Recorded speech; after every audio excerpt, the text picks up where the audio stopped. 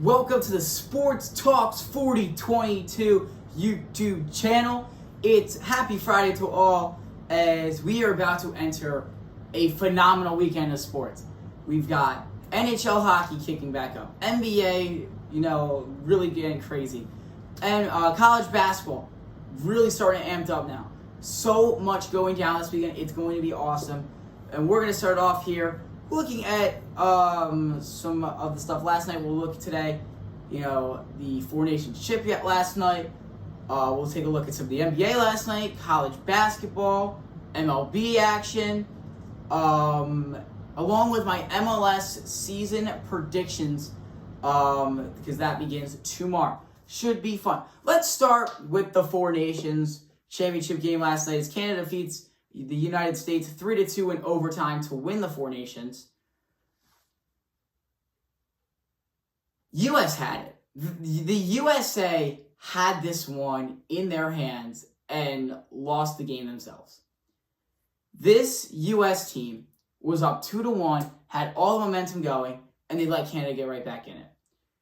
And I thought in the overtime, the USA was for sure going to win this one. I really did. I'll be honest. I thought the United States was going to win in overtime because Canada didn't look that good out there. The US was getting so many great opportunities, but Jordan Blemington just decides I'm going to step up, and he's been getting so much hatred at him the entire tournament for Team Canada, and he comes out and balled out last night, especially in overtime.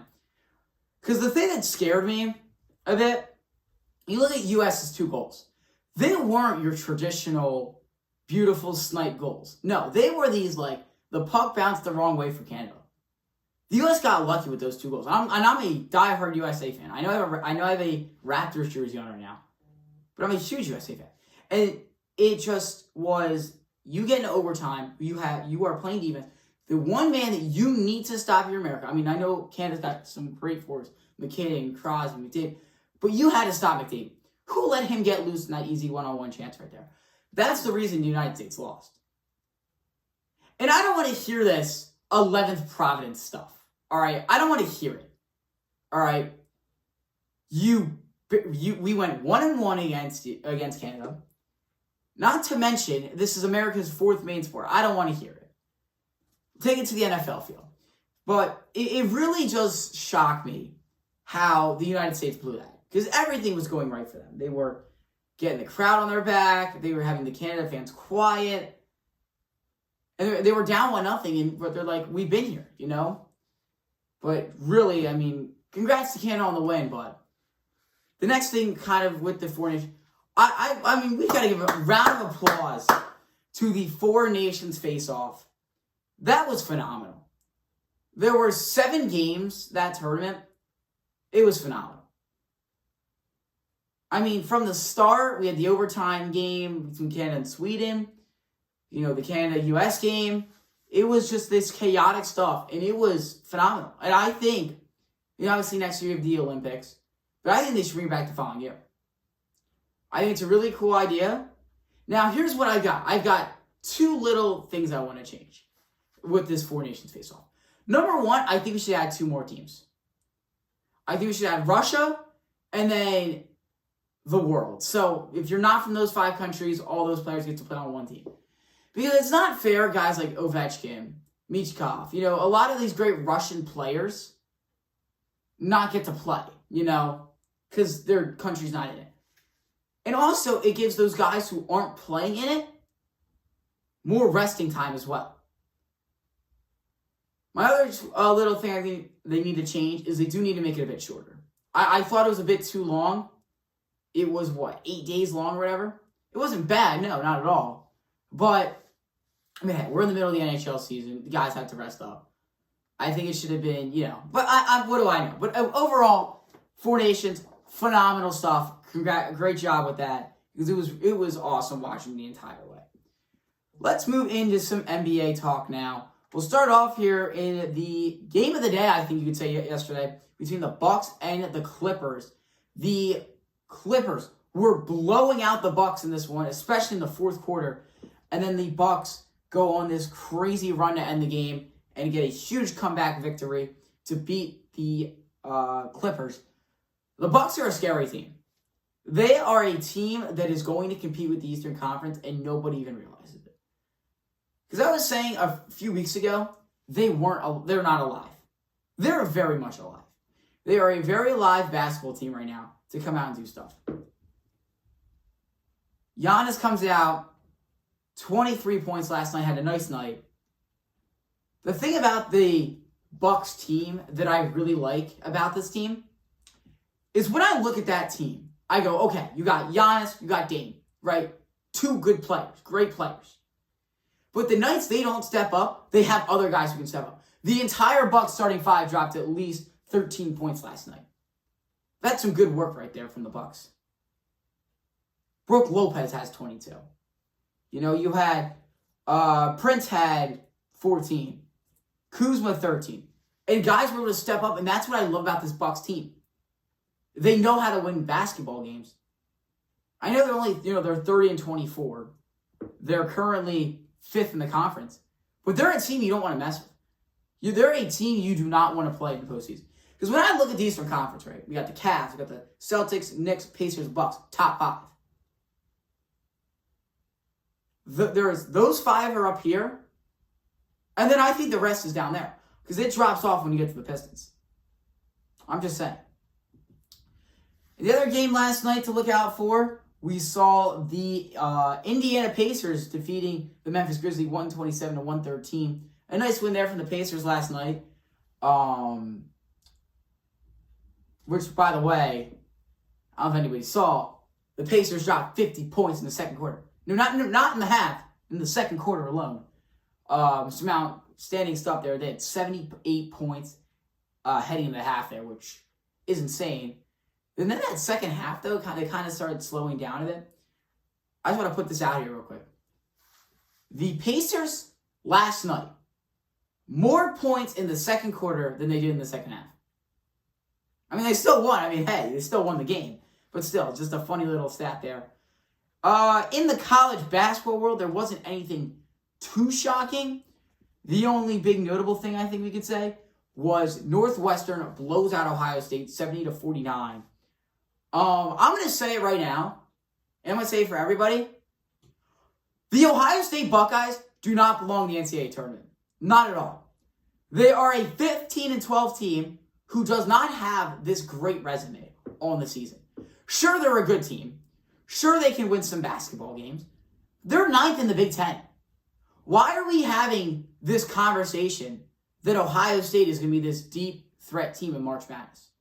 They're not the 2021 Buckeyes. I'm sorry.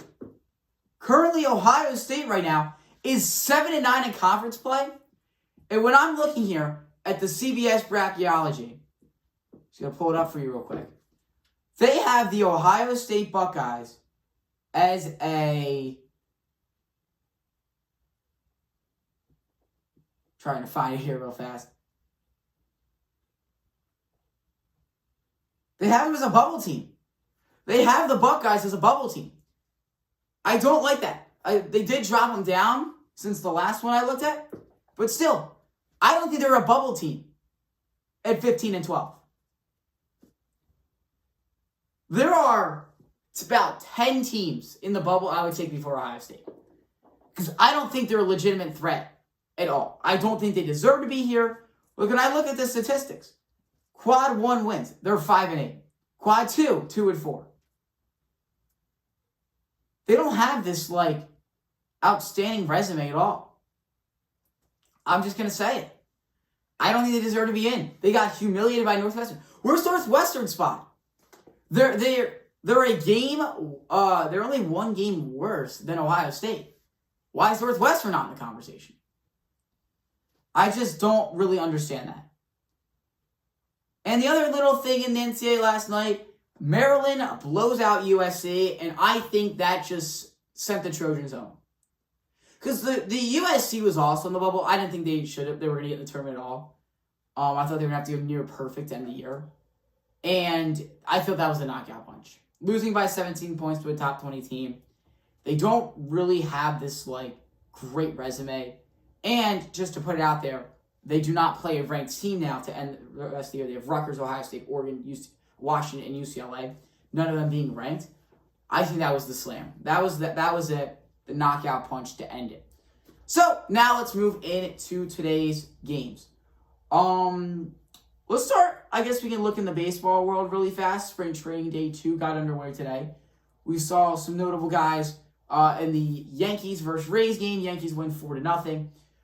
We saw Cody Bellinger get some action today. He had 2 at-bats, 1 run, and a hit. We also saw Paul Goldschmidt had an RBI today for the Yankees. So that was some interesting stuff to see out there. Really the only notable thing right now, we are seeing Marcus Semien and Corey Seager both played today against the Royals.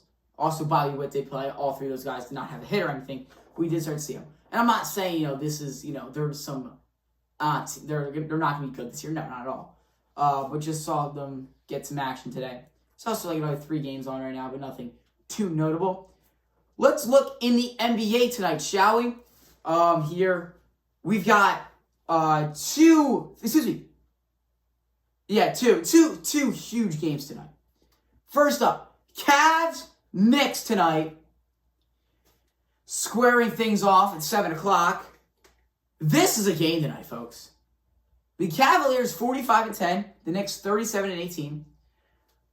I think it's safe to say the Cavs are about to have the 1 seed locked up in the East. There are 5.5 games up on the Celtics right now.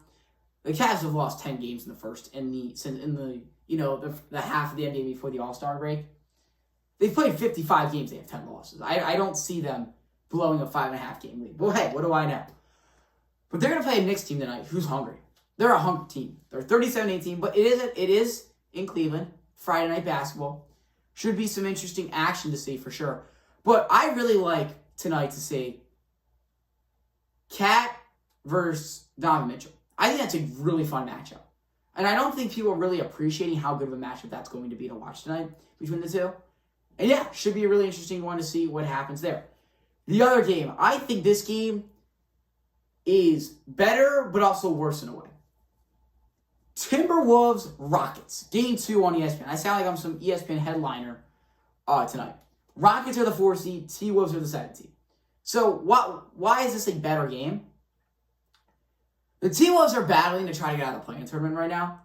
And the other thing is, the Rockets are very neck and neck right now with teams like the Lakers and Grizzlies. Who can they move up? Can they get these signature wins? They're a very young team right now.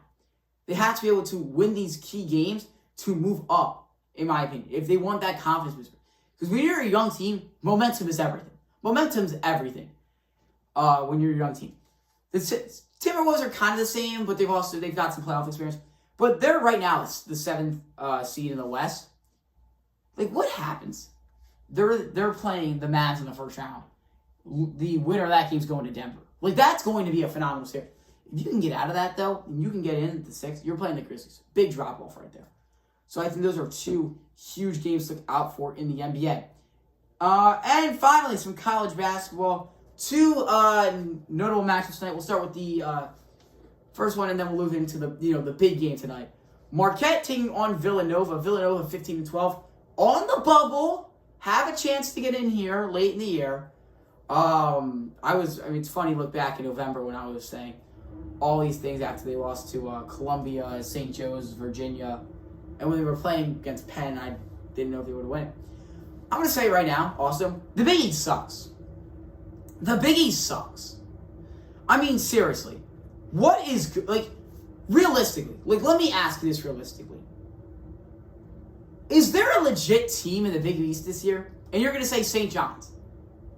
That might be the only acceptable answer. I don't think Marquette is at all. I think they've fallen off. I think Creighton's fallen off. UConn's fallen off. I think there's still going to be a team that, you don't want to play in March Madness. But they've fallen off. Out of those top 4 teams, there's a big fall. We have those top 4 up here. And then Xavier, Nova, Georgetown, Providence, Butler, Seton Hall, DePaul are not that good. And I know we have, Xavier, Nova are on the bubble right now to getting in. They're going to have some work to do. I also think UConn's technically on the bubble right now. And I think St. John's, Marquette, and Creighton are locks. But there's realistically like 4 good teams in the Big East. St. John's is hurt. Marquette looks very inconsistent. Creighton's just kind of UConn looks very inconsistent. I'm just saying it. The Big East is not good. And the thing that actually this kind of benefits Villanova. Right now, Villanova is 8-8 in conference play. They have 4 conference games left, sorry. Tonight's their last ranked game. Then you're playing against Seton Hall's one of the worst in the Big East, Butler's one of the worst in the Big East, and Georgetown's one of the worst in the Big East. Villanova has a chance to do something very funny. That's maybe, especially if you win tonight, you finish 12-8. You might be able to get up to a top 5 spot in the Big East. Top 4, excuse me. You could pass Xavier and UConn for sure. It's just the Big East isn't good. They're no longer this power conference to look out for. Just saying. So, with that in mind, Villanova and Marquette will square off at the Wells Fargo tonight. Should be an interesting one for sure, though. And when I look at this game, I think of one thing. Offense. Who can play better on offense? Because both teams have great defenses. Now, who can score the basketball better now? And I don't know who it's going to be. I'm leaning towards Marquette because I still think Villanova is still, they haven't reached their peak yet, but they're getting there. They're going up the hill. They're getting close to reaching this peak and making this push for March Madness. Now, game 2 tonight in college basketball. Sorry, the big game tonight. Michigan State travels to the University of Michigan tonight here in Ann Arbor in 1 versus 2 in the Big Ten play. Folks, buckle up. This is a game, folks. This is your Friday night. I need a game to turn on. This is it. Throw the NBA out the window tonight. Here you are. 1 versus 2 in the Big Ten. Winner's going to be the one. Well, here's the thing. They're going to meet again on March 9th. Again, in Michigan State. Still quite a few games left, but I don't care. Here we go. Michigan's going to host tonight. They're 12th in the country. They have turned last year they were a terrible team. A team. 2 years ago they were terrible. And how they've turned their season around. Last year they were a bad team. And how they've turned their year around. They went from worst in the Big Ten to right now number 1 in the Big Ten with 6 games to go. If you can beat Michigan State, Tom Izzo tonight in Ann Arbor, I'm sold. I'm sold on the Wolverines. They can make a run at March Madness. We've seen it before. We saw it with the Jordan Poole era. We saw it a few years ago when they were the 1 seed. They got to the Elite 8. They're there. They're ready. They're ready to get things going. Michigan State is going to have to stop the Michigan offense. I feel like always when we talk about the Big Ten, we're always talking about the defense. Tonight, it's about the Michigan offense. The Michigan offense has been headlined so much this year. I see Golden out there, averaging 15 points a game for the Wolverines, the center.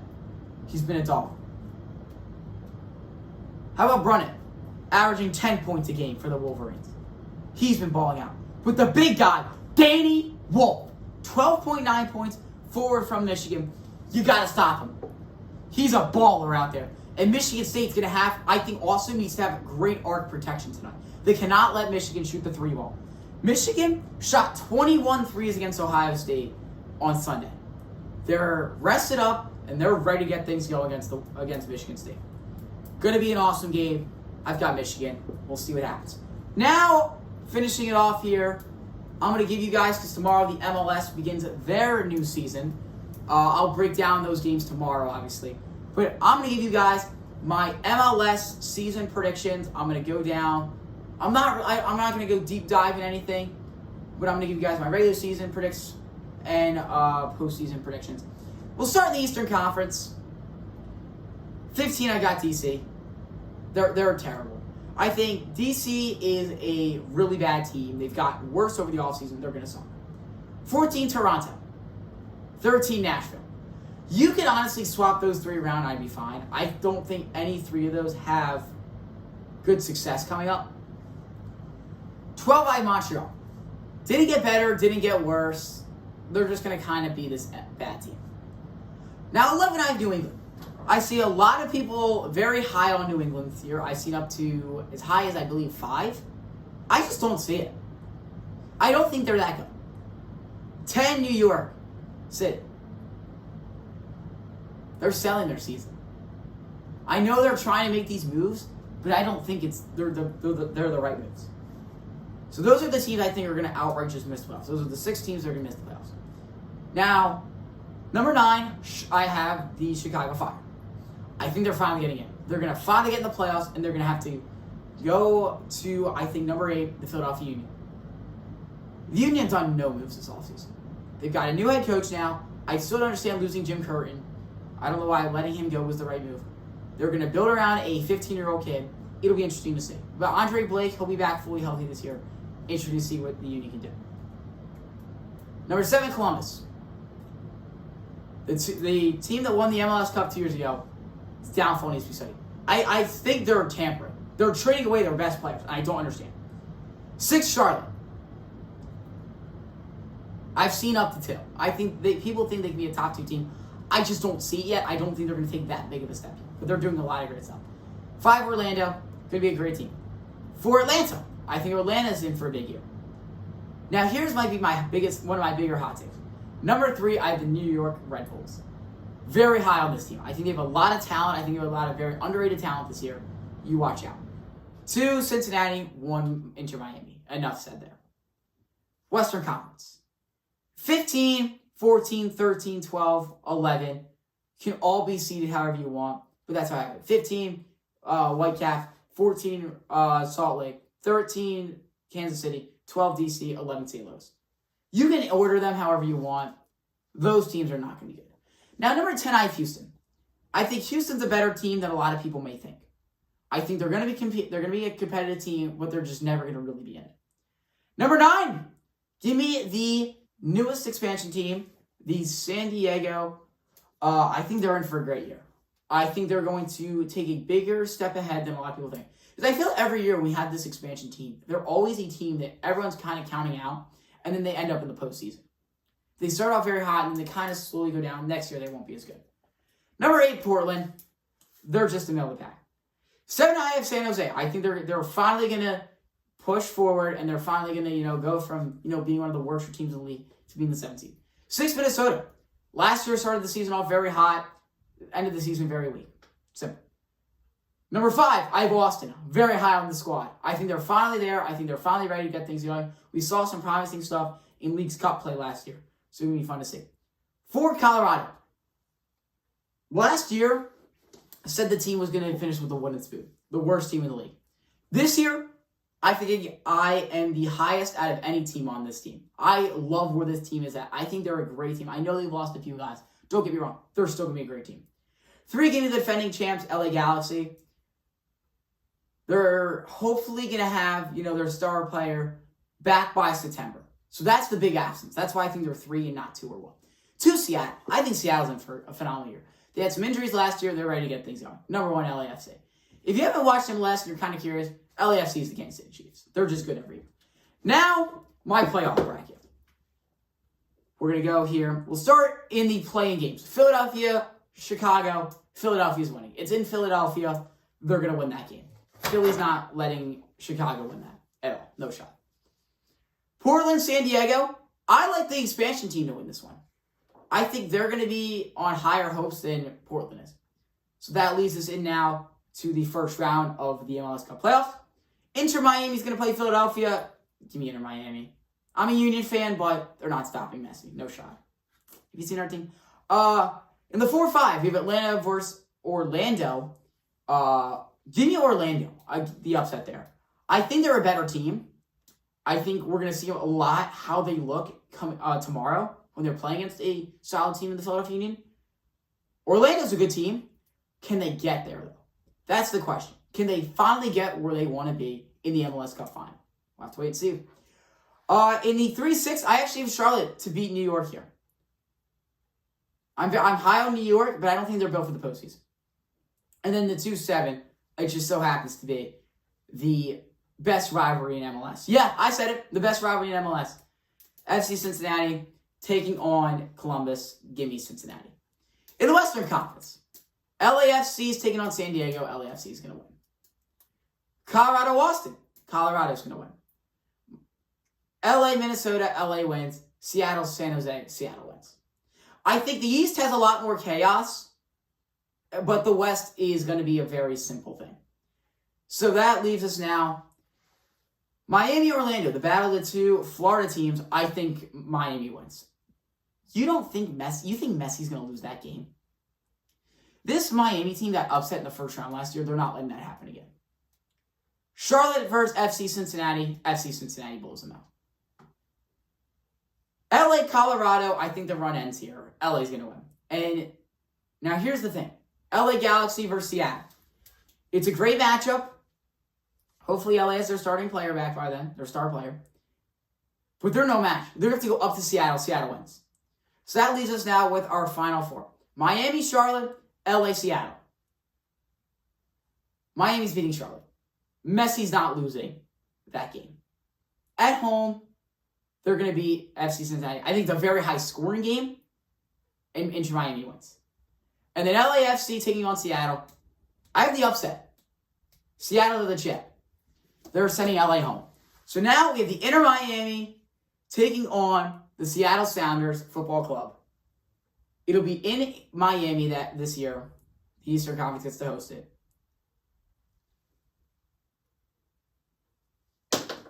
Give me Seattle. Give me the Seattle Sounders to be your 2025 MLS Cup champions. Folks, we're in for a great year. Those are my predictions. We'll see if it's right. Thank you all for tuning in here on this Friday. So much action coming up today here. Obviously, Michigan State's a great NBA. Tune in, have fun, and we'll see you all tomorrow for a huge Saturday slate.